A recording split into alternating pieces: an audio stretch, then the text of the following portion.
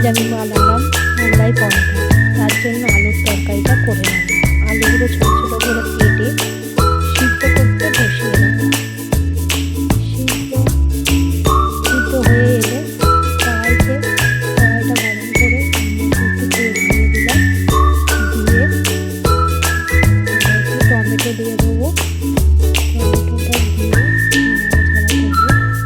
নাড়াচাড়া করবো। আর দেবো পেঁয়াজ, রসুন, আদা একসাথে পেস্ট করে নিয়েছি, সেটা দিয়ে দেবো। দিয়ে আলুর তরকারিটা রেডি করে নেব। টমেটোটা ভাজা হয়ে এসেছে। এবারে এর মধ্যে আদা, টমেটো আর পেঁয়াজ বাটাটা দিয়ে ভালো করে মশলাটা কষিয়ে নেব।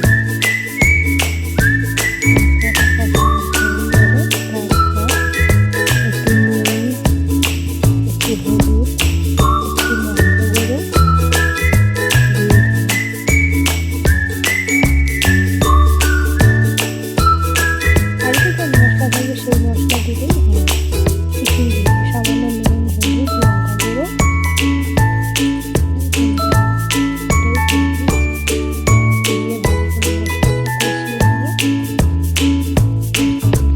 লঙ্কা গুঁড়ো সামান্য চিনিও দিয়ে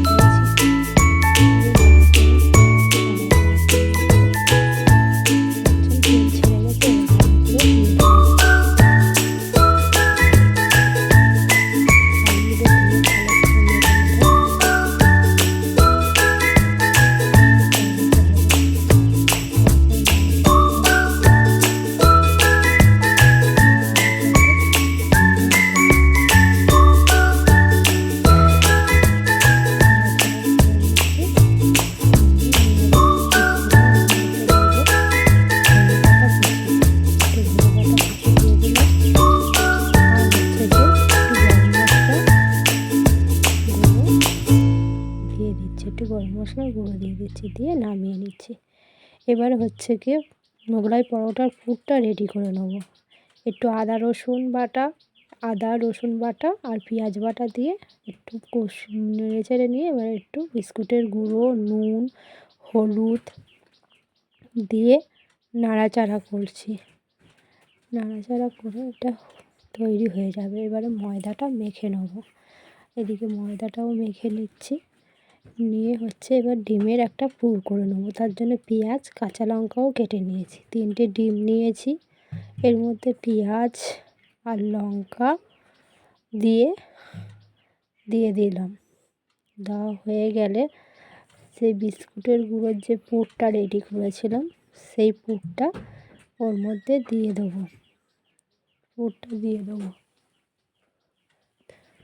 পুরটা দিয়ে ভালো করে নেড়ে ছেড়ে নেব। দিয়ে দিলাম ডিমের পুরটা, দিয়ে ভালো করে নাড়াচাড়া করে নেব। নিয়ে নেড়ে চেড়ে নেব। নিয়ে তারপরে ওই মোগলাই পরোটাটার মধ্যে ওটা দিয়ে দেবো। ভালো করে নেড়ে চেড়ে মিক্সড করে নিচ্ছি।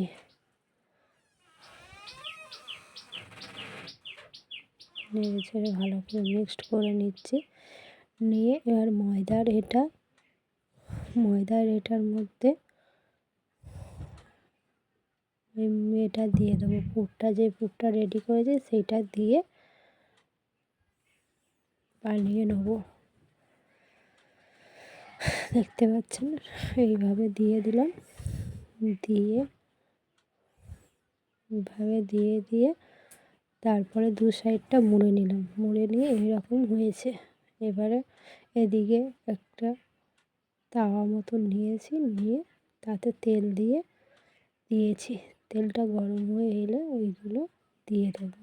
দিয়ে ভাজতে থাকবো। ভাজা হয়ে এসেছে। এবারে ভালো করে কম আঁচে ভালো করে ভেজে নিতে হবে। হয়ে গেল।